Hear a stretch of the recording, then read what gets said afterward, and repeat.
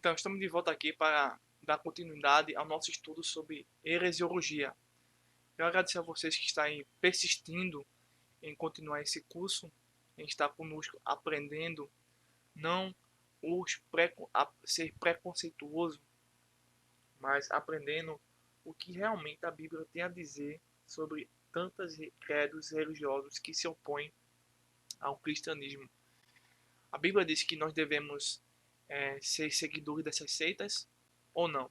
É a heresiologia que vai nos ajudar a entender nem todos os caminhos levam a Deus, certo?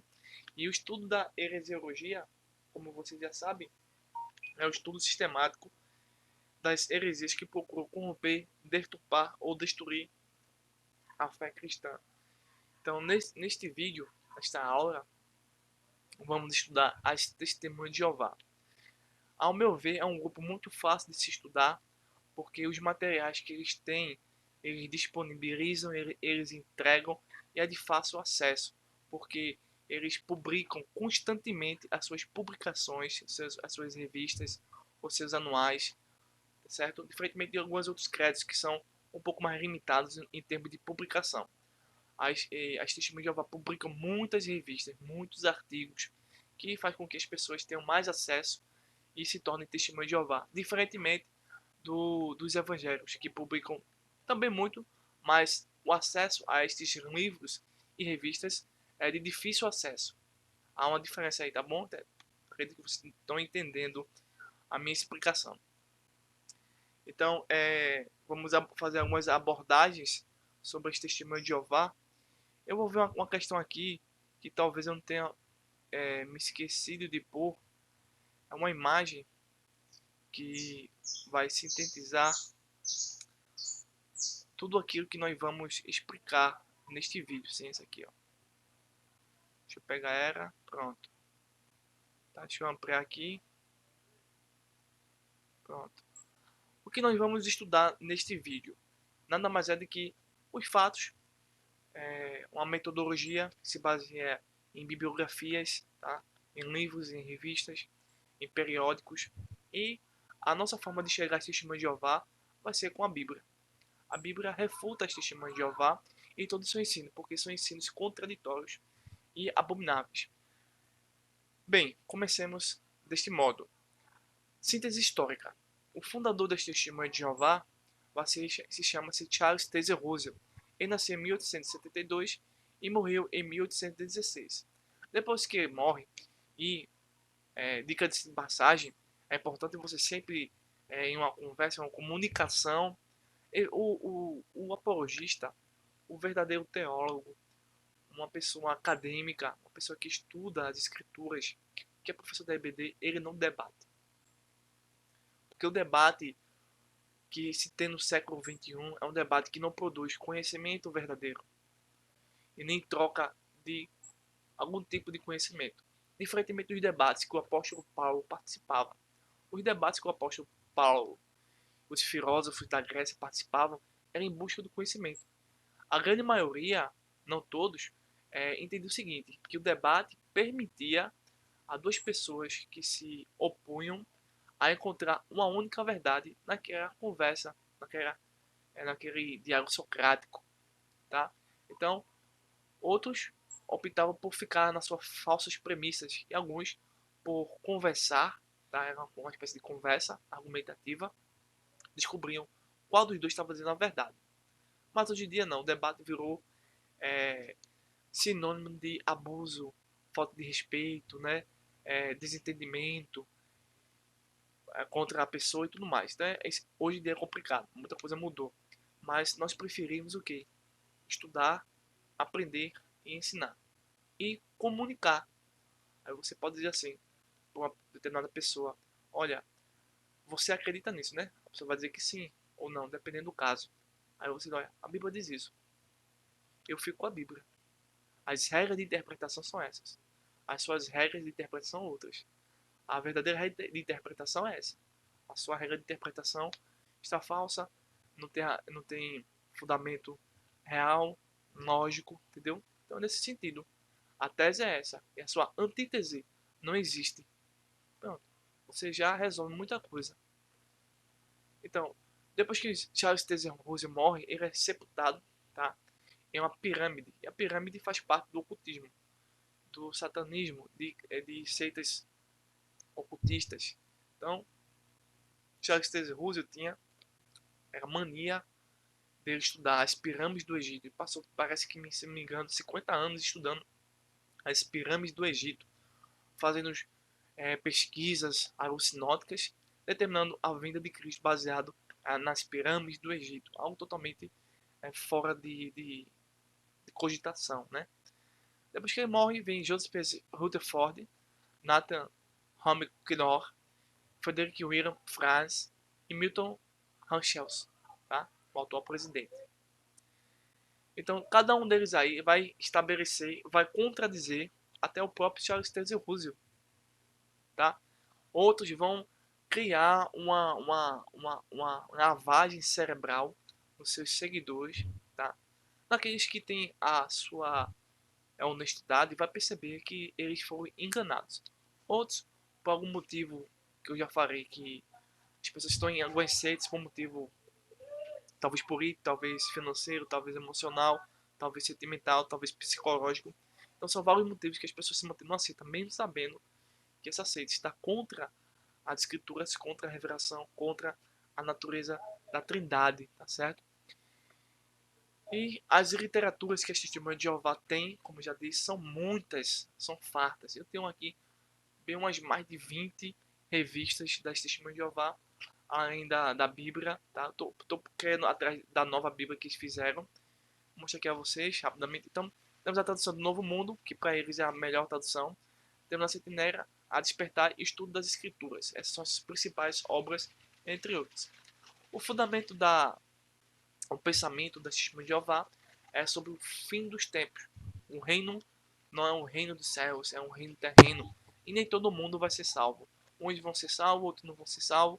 O inferno não existe. E assim, essa escatologia defasada, irritante, que deturpa as escrituras, ganha o público que já está adormecendo por falta do verdadeiro evangelho.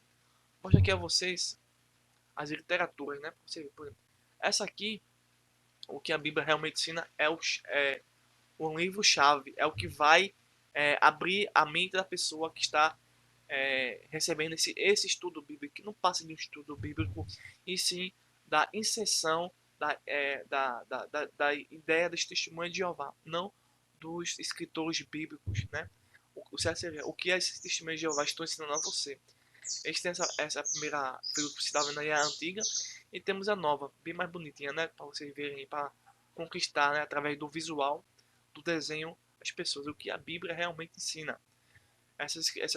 Esses livros aí são, vamos dizer assim, a chave realmente que vai abrir sua cabeça para induzir você a pensar que está estudando a Bíblia. Essa Bíblia que você está vendo de capa preta, a tradução do Novo Mundo das Escrituras Sagradas, foi depois reeditada para essa Bíblia aí de cor cinza, né?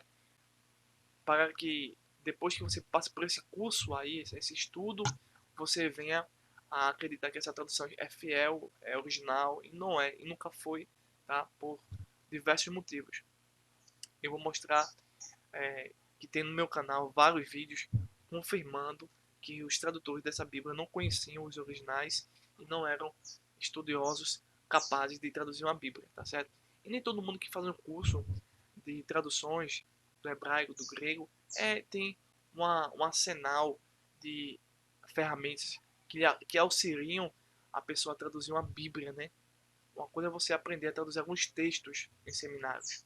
Uma coisa é você traduzir a Bíblia. Você precisa de diversos elementos que vai lhe auxiliar. Você precisa de um grupo de editores, de revisão e tudo mais, né? Compreender as duas formas de tradução da Bíblia e por aí vai. Temos a porta de entrada, né? Esse livro, porque a Bíblia realmente é a chave, e a porta de entrada são as revistas. Tanto a Sentinela, que é um livro, é uma revistinha que ensina mais basicamente as doutrinas de 15 em 15 dias, se eu não me engano, e que é estudada na igreja, no Sarão do Reino. E já a Despertar é para o público geral, é uma revista que tem mais alcance, tá certo? Então essas são as principais literaturas que elas oferecem gratuitamente em alguns casos. Bem, eu estou tentando tentar ter outros livros, mas eles não estão me querendo que eu estude, né? Estude, não querem não, eles querem que eu abra a minha cabeça, eles defequem dentro, é assim, eles não querem permitir, né? Mas a gente às vezes encontra oportunidade e consegue alguns materiais que precisamos para comprovar os erros dessas seitas, né? Eles encobrem, tá? Quando eles veem que a pessoa que está diante dele é uma pessoa que estuda, uma pessoa formada, eles saem do caminho, eles desaparecem. Mas se é uma pessoa desinformada, aí sim, ele mete o pau, bota para quebrar nessa pessoa, mexe com a mente, né? Então, é nisso. Eu quero começar aqui, tá certo? Vamos entrar aqui no PDF, tá bom? Aqui, pronto. As testemunhas de Jeová. Pronto. Vamos começar, né? Vamos. Já pega o seu caderno de anotação e vamos estudar um pouco a respeito das testemunhas de Jeová. Bem, como eu já falei, tudo começa com Charles Taze Russell, o fundador da seita As Testemunhas de Jeová. Nasceu no estado de Palmeiras, Estados Unidos, no ano de 1854. Evitou a doutrina das penas eternas, que é a doutrina do inferno, entre brigas e separações internas. Em 1872, Charles Taze Russell publica o fundamento do movimento com o nome Torre de Vigia e Arauto da Presença de Cristo. Charles Taze Russell estava sempre com a corda no pescoço nos tribunais, escândalos financeiros e principalmente problemas com a esposa. Uma das principais ferramentas para fazer a desconstrução cognitiva usada pelas testemunhas de Jeová é a obra Estudo das Escrituras. Charles Taze Russell morreu em 9 de novembro de 1916 e o novo líder Joseph Frank Rutherford assume a liderança das testemunhas de Jeová. Joseph Frank Rutherford fundou a revista Despertai. Um detalhe que as testemunhas de Jeová evitam pesquisar é que Joseph Frank Rutherford esteve vários meses na cadeia por causa de suas atividades anti-americanas no início da entrada dos Estados Unidos na Primeira Guerra Mundial. Isso significa que as testemunhas de Jeová ensinam que qualquer instituição ou organização política que se opõe às testemunhas de Jeová é vista como organização do diabo. Joseph Frank Rutherford morreu em 8 de janeiro de 1942. O novo líder das testemunhas de Jeová é Nathan. E de início vai escrever um ensaio sobre as testemunhas de Jeová dos tempos modernos. Dizia ele também que o nome da organização deriva-se da passagem de Isaías 43, versículo 10. Isso é uma grande mentira, tá certo? As testemunhas de Jeová se dedicam ao extremo para ensinar e vender falsos ensinos, de porta em porta. A primeira tática para conquistar adeptos é dizer que tem como objetivo estudar a Bíblia. Mas quando estudamos realmente a verdade dos fatos, as testemunhas de Jeová têm como objetivo distorcer a Bíblia. As testemunhas de Jeová têm como objetivo principal atacar os ensinamentos bíblicos sobre a doutrina da Trindade. Aí eu quero chamar a sua atenção para a página 96, sobre o título O Cúmulo do Absurdo, página 76, tá? Do livro, deixa eu mostrar aqui, do livro Seis Heresias, um Sinal do Fim dos Tempos, de Raimundo de Oliveira. Diz assim: o Testemunho de Jeová vê a doutrina da Trindade seguinte forma: Satanás deu origem à doutrina da Trindade. Está no livro Testemunho de Jeová. Seja Deus verdadeiro, página 81. Aí eles fazem aqui toda uma análise não é, mas essa análise é deturpada. Aí temos aqui embaixo temos o seguinte: o ensino jeovista de que Tertuliano inventou a doutrina da Trindade é injusto, tendencioso e mau. Injusto, tendencioso e mau são as publicações de Testemunho de Jeová. Newton inventou a lei da gravidade, ou simplesmente a elucidou. Para quem tem uma formação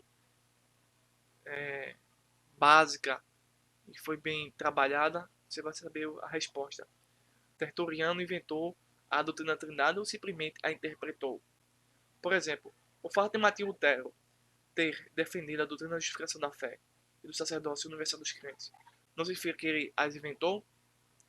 Porém, a Bíblia contém a ideia básica da doutrina da Trindade. Página 77. Devemos ter em mente, porém, que descobrir uma verdade não é a mesma coisa que inventar a verdade. A verdade não se inventa, a verdade se descobre.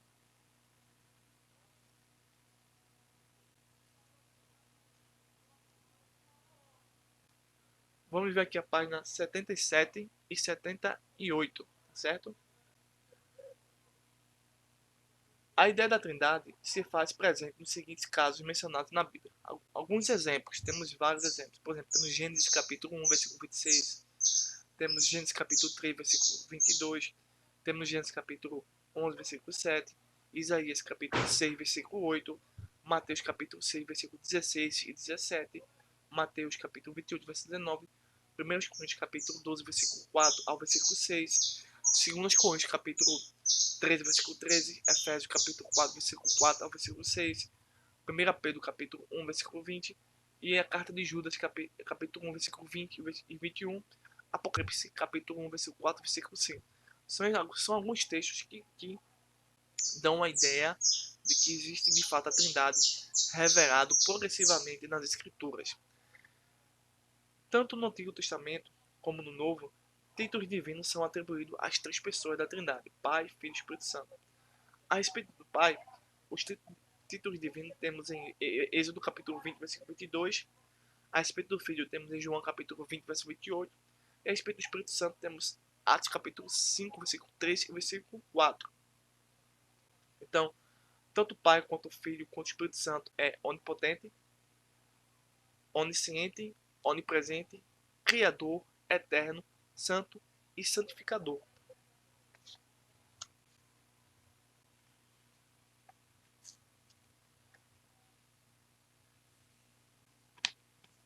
Bem, a pior de todas as traduções da Bíblia, a tradução do Novo Mundo das Sagradas Escrituras.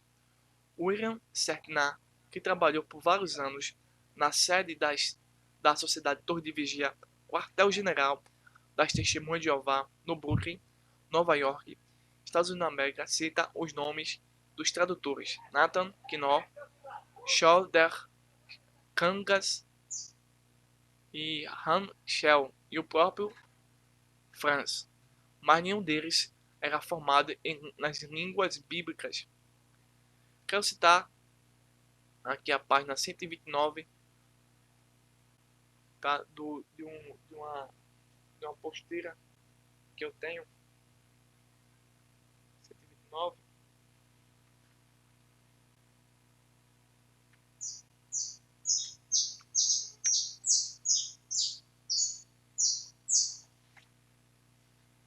Para vocês entenderem algumas diferenças que foi feito entre um líder e outro líder.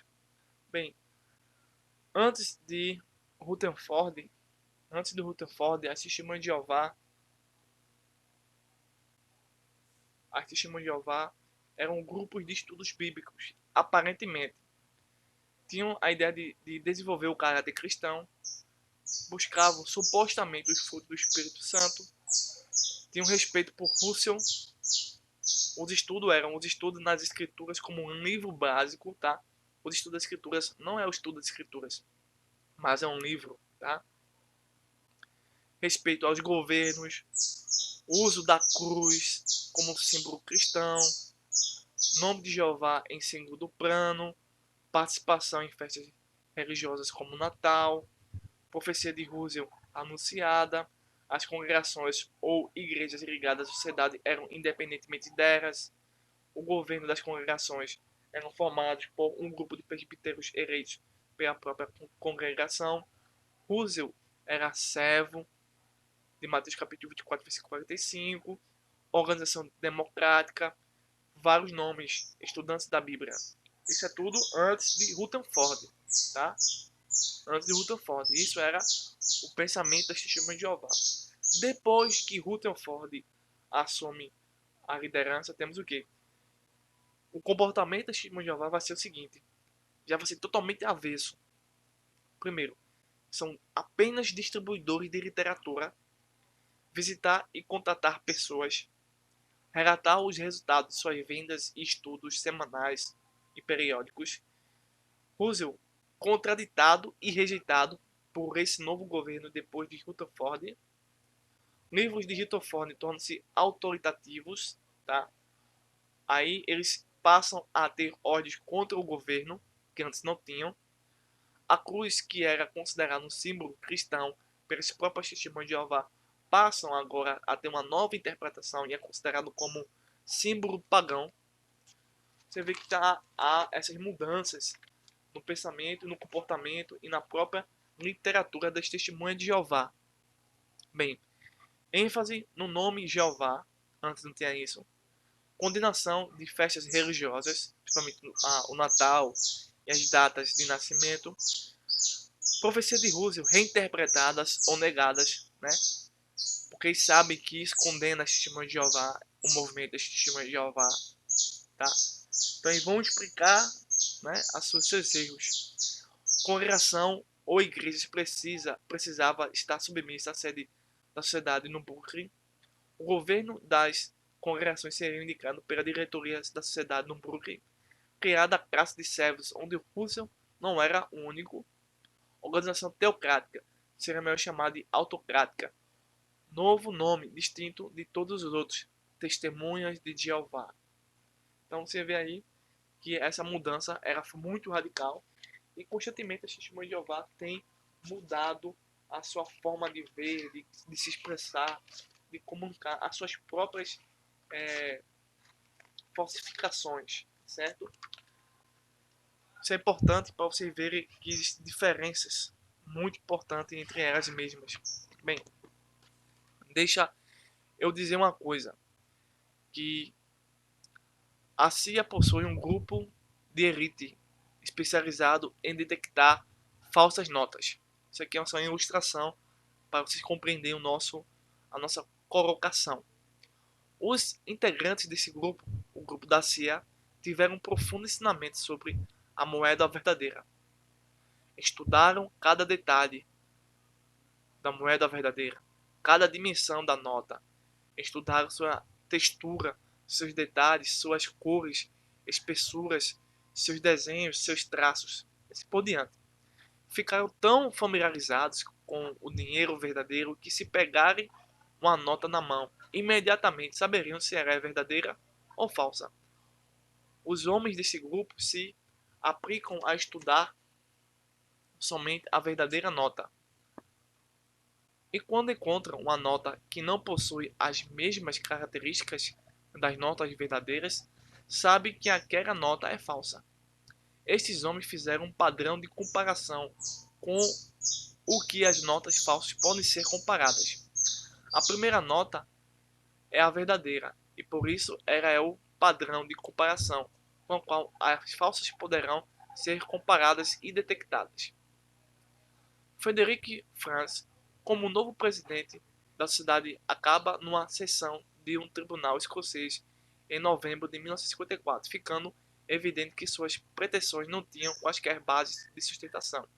E também ficou evidente que, ao marcar a volta de Cristo para o ano de 1874, a sociedade publicou uma falsa profecia. Então, nessa ilustração que eu disse a vocês, serve para quê? Para, por exemplo, existe uma nota verdadeira, tá? Nós precisamos estudar essa nota verdadeira.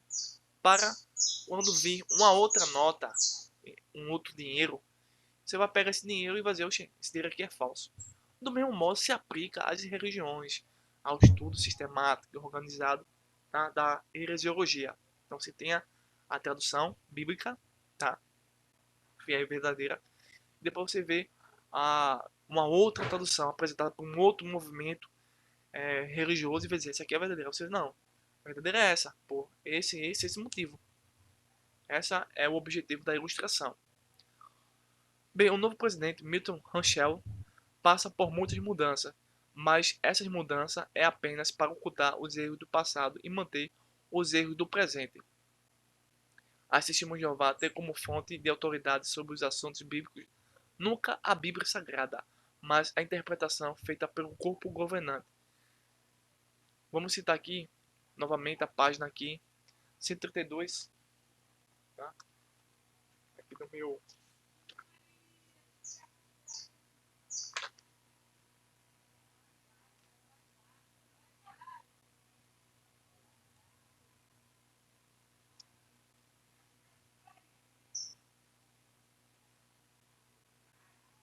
Aqui do meu...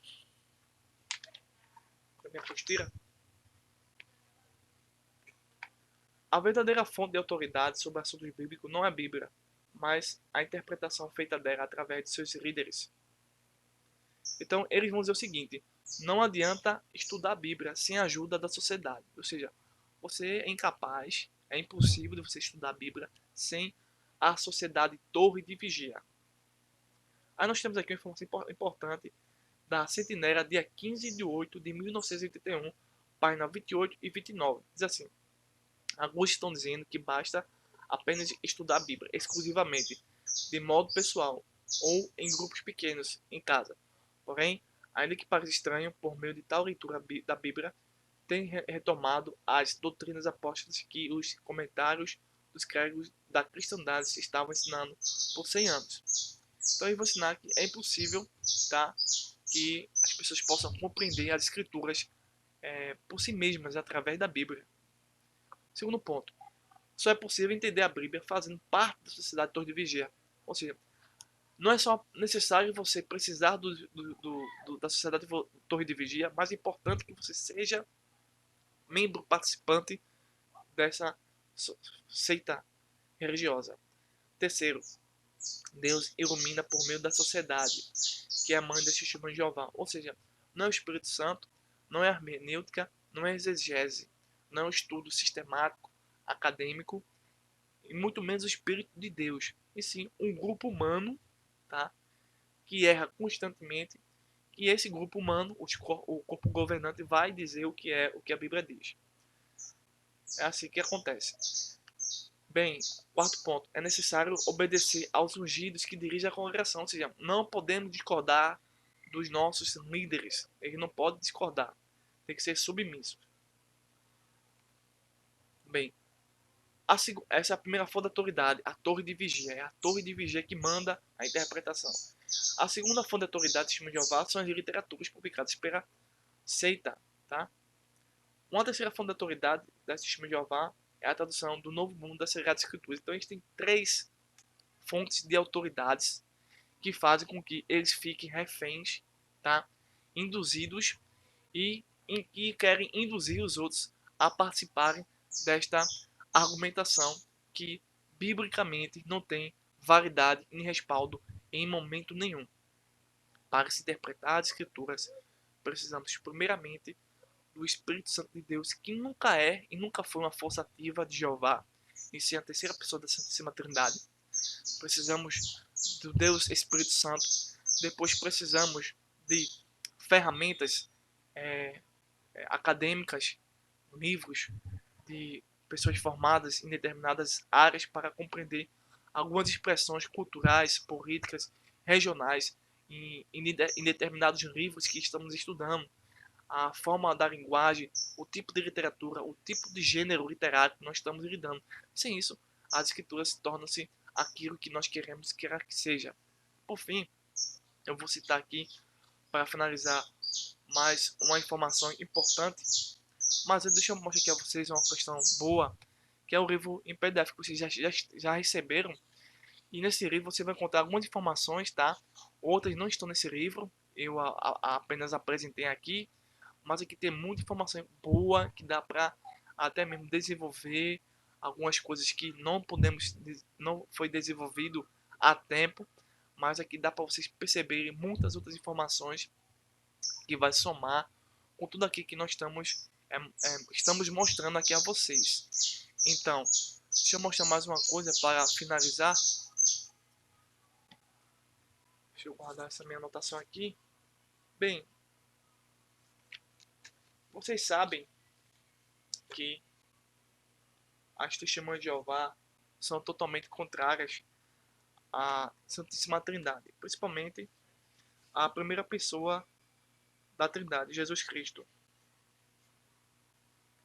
Aí eles fazem de tudo, tá? Fazem toda uma manipulação para induzir as pessoas a saírem dos fatos e acreditarem que Jesus é um anjo e que a Bíblia é politeísta, ou seja, acreditar em um Deus eterno e um semideus, como na mitologia grega. Essa é a teologia da natureza de Deus. Então, Deus existe um segundo Deus chamado Jesus, que é menor, inferior, pequeno, tá? E temos uma força ativa, tá? Isso é, em suma, é isso. Só que eles têm na Bíblia deles uma falsa tradução. Na Bíblia de João, em João, capítulo 1, vamos ver aqui, esse texto que eu vou apresentar aqui a vocês tem que ser o texto principal, o texto que vai derrubar, minar, e é um texto totalmente blindado que comprova a doutrina da Trindade plenamente. Tá? É o texto do Evangelho de João, capítulo 1, versículo 1 ao versículo 3. Vocês podem depois abrir aí, tá? Esse texto tem que estar na sua mente, assim, constantemente, porque é o texto que é daí que você vai entender se Jesus é um anjo ou é o próprio Deus, tá? Lembrando que a doutrina da Trindade ensina o quê? Que existem três pessoas, mas sendo um único Deus. Esse Deus aqui é de natureza e de essência, ou seja, são três pessoas distintas que têm uma única natureza divina. E Jesus Cristo tem a natureza humana e divina, tá certo? Então, basicamente é isso. Então, o Evangelho de João, capítulo 1, versículo 1, vai ensinar exatamente isso. Então, é preciso vocês... é o texto que vocês devem mais se empenhar em absorver e entender. Vou abrir aqui, depois a gente vai ver aqui mais informações, certo? Então, qualquer discurso, qualquer informação que a Testemunha de Jeová venha oferecer, sem estar no texto de João capítulo 1, não aceite. Faça de tudo para voltar a esse texto ou permanecer nesse texto, para daqui poder compreender os demais textos que se referem a Jesus, ao Espírito Santo ou ao Pai, tá certo? Nunca vá a outros textos sem ir a este texto. Diz assim: no princípio era o Verbo, e o Verbo estava com Deus, e o Verbo era Deus. Ele estava no princípio com Deus. Todas as coisas foram feitas por ele, e sem ele nada do que foi feito se fez. Então esse é o verdadeiro texto, tá certo? Mas eles vão dizer que existe um outro texto que eles mesmo falsificaram, não acreditam nem sequer nas evidências. Bem, aqui vocês estão vendo aí uma imagem, tá certo? Que vai mostrar a vocês algumas coisas importantes e que serve para até mesmo evangelizar esse grupo. Nós temos aqui acima o texto grego koiné, tá certo? Embaixo nós temos aí as palavras em português, que é a transliteração, e que dá para você perceber da esquerda para a direita, tá certo? Que diz assim o texto em grego: em arche, en hologos, kai hologos, en proston, theon, kai theos en hologos. João capítulo 1, versículo 1. Na apostila, nessa imagem que você está vendo aí, está sendo dito o seguinte: se João desejasse negar a divindade de Jesus Cristo, tá? A doutrina da Trindade, o Evangelho de João, poderia ter escrito este verso de uma outra forma a fim de dar outra ênfase. Ou seja, esse primeiro texto que vocês estão vendo aí, tá certo? É o texto real de João capítulo 1. Mas se João quisesse negar como fazem os testemunhos de Jeová ou outros grupos sectários, ele poderia escrever de outra forma, mas ele não escreveu. Ele escreveu de uma forma que ensina que Jesus é Deus, tá? E diferente do Pai, no sentido de que ele tem uma função diferenciada, certo? Bem, a primeira hipótese que João poderia escrever e não escreveu, tá? É essa: Jesus é o próprio Pai. Temos aqui en arche en ho logos, kai ho logos en pros ton teion kai hoteos en logos. Seria essa a primeira hipótese, mas isso não ocorre no texto bíblico original. A segunda hipótese é: Jesus é um Deus, ou um semideus, como diz as testemunhas de Jeová. Aí João deveria escrever dessa forma, mas ele não escreveu, tá certo? Em arche en logos, kai logos, em pros ton teion kai eisteos en logos. Em arche en logos, kai logos, em pros ton teion kai logos en teos. Em arques, em logos, kai logos, em pros ton teion kai tis teos en logos. Então isso não ocorre no texto grego, tá certo? Terceira hipótese: Jesus é uma deidade. Em arque, em logos, kai logos, em postoteion, kai teios, em logos. Então Jesus é uma deidade, tá certo? Isso não ocorre no texto bíblico. Uma outra possibilidade que João poderia escrever e não escreveu, tá certo? O que escreveu foi o texto primeiro que eu citei, tá certo? A quarta hipótese que não existe no Evangelho de João, mas que muitos grupos sectários fazem dessa forma, mas que João não escreveu, tá bom? Em arque, egeneto, logos kai logos, em pros ton tel kai teos, tá certo? Complementação das hipóteses. A segunda frase do versículo deveria ser alterada para uma das formas abaixo. Deixa eu mostrar o próxima imagem, tá certo? Assim, kai logos en entotel, hipótese 2.4. Kai logos em meta tou teo, kai logos em sintoteo, kai logos em paratoteo. Além disso, o contexto imediato de João, capítulo 1, versículo 2 ao 18, necessitaria passar por inúmeras alterações para que as hipóteses que foram apresentadas pudessem assim ser validadas.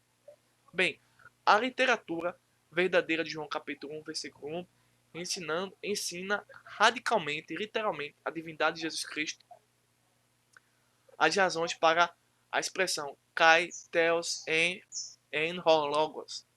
Primeiro, o predicativo está colocado enfaticamente em primeiro lugar na frase. João quer dar ênfase ao fato de Jesus, o verbo ser Deus. Tá? Segundo, a palavra Deus não tem artigo por ser o predicado da frase. O sujeito é que leva o artigo, neste caso, o verbo. Terceiro ponto, a palavra Deus não precisa levar artigo, pois é tratada como nome próprio, e estes não precisam de artigo para serem definidos. A palavra Deus está sem artigo para ensinar que Jesus é totalmente divino em sua plenitude, sem ser o próprio Pai. Se a palavra Deus tivesse o artigo, Jesus seria uma manifestação do Pai e não uma outra pessoa distinta do Pai. O texto fala o que ele é, pode estar em artigo. Se tivesse artigo, estaria dizendo quem ele é e negaria a doutrina da Trindade. Quinto ponto importante: na gramática grega, predicados que precedem o verbo de ligação, o verbo copulativo, não precisam levar artigo para ser definido. A regra Coley, essa regra foi muito deturpada pelo testemunho de Jeová, no qual o próprio autor vai enviar uma carta à sociedade todavia condenando a nunca mais ele citar o nome dele de uma forma deturpada e fora do contexto. Sexto ponto: o contexto imediato deste verso e todo o Evangelho de João está de acordo com a declaração da divindade de Jesus, encontrando no prólogo dessa obra. Conclusão: João poderia ter usado expressões que negassem a divindade de Jesus no seu autógrafo original, mas não o fez. Na língua grega, estes e muitos outros recursos poderiam ser usados para afirmar que Jesus não é Deus. João nem precisava escrever este prólogo em seu evangelho. O fato de ter o escrito e a forma como escreveu são adequados a uma obra cujo clímax é a declaração de Tomé dirigida a Jesus: Senhor meu, Deus meu. João capítulo 20, versículo 28. Portanto, o evangelho de capítulo 1 e versículo 1 de João mostra radicalmente, sem dúvida nenhuma, que Jesus é Deus, que o Pai é Deus e que o Espírito Santo é Deus, provando assim a doutrina da Trindade. Então nós precisamos enxergar a doutrina da Trindade a partir de João capítulo 1 e assim ver todos os outros versículos posteriores ao Evangelho. Eu espero que você tenha gostado do nosso estudo e continue aí se empenhando cada vez mais, tá certo? E forte abraço a vocês. Continue, tá bom? Até o próximo vídeo.